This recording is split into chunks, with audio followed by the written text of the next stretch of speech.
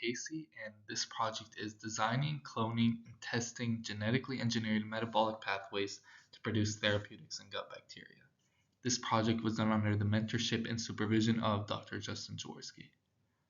Be it tofu, soy milk, miso soup, and even soy sauce, the majority of the world enjoys soy products in one capacity or another. What if I told you that in soy products, there's a chemical that has been seen to lower your risk of certain cancers, hormone-dependent illnesses, and even cardiovascular diseases? So what is this magical molecule, and why is the majority of the world unaware of its existence? In soy plants, there are chemicals known as isoflavones. Isoflavones and their derivatives are a group of bioactive plant-based compounds that have received considerable attention due to their structural and functional similarities to naturally occurring steroid hormones.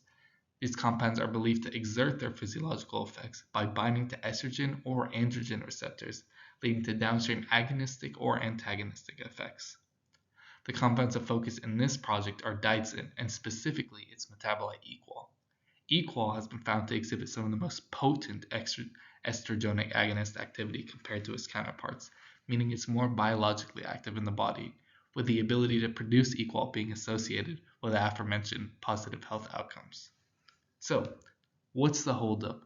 Why isn't everyone consuming soy and soy products already receiving these health benefits? Well, the enzymatic conversion of daidzein into equal is dependent on the presence of specific gut bacteria that only a fraction of the population possesses.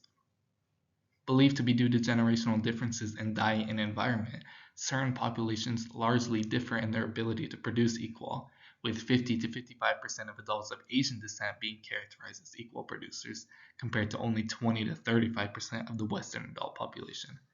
That's where our project comes in. Previous research employing methods such as fecal transplants has recently confirmed the ability to impart the equal producing phenotype on mice previously unable to metabolize it. In this project, we're attempting a novel approach to transmission through the use of phage inoculation of the native gut bacteria.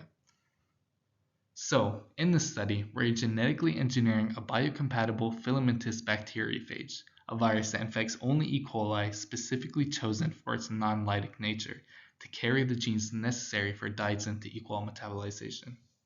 Once in the body, this phage will interact with the native gut bacteria, providing them with the desired enzymes. By using a specially modified bacteriophage, we can effectively create a probiotic that allows consumers to receive the health benefits of soy product-derived equal. The rationale for using phage is that they're able to infect bacteria already in the gut, minimizing the risk of rejection or retention seen in traditional probiotics. With this, we hope to address the health disparities between individuals who can metabolize isoflavones and those who cannot, and allow everyone to reap the health benefits of soy. So, to this end, we first had to identify a bacterial strain capable of our desired metabolization and hone in on the specific enzymes responsible. Using a bacterial strain known as Lactococcus garivii, we are able to codon optimize the desired genes, amplify them using PCR, and insert them into an E. coli strain known as Nissl. This created our two bacterial plasmid carriers, the P1 and P2, where P1 carried the enzymes necessary for the first half of metabolization, daidzein to dihydrodaidzein, and P2, capable of carrying out the final steps of the pathway, dihydrodaidzein to equal. To then insert these genes into a bacteriophage host, we first cultivated and isolated phage-infected bacterial colonies, isolated and cut the phage DNA, and ligated it with our desired enzymes carried on the P1 and 2 plasmids. After transforming this newly engineered phage into a competent strain of E. coli and confirming the uptake of our phage DNA, we grew and isolated our newly designed phage for future analysis. TLC plates were used to confirm that the enzymes in our P1 and P2 function as expected, and both successfully showed that when given the respective precursor, they were able to convert it into the appropriate metabolite.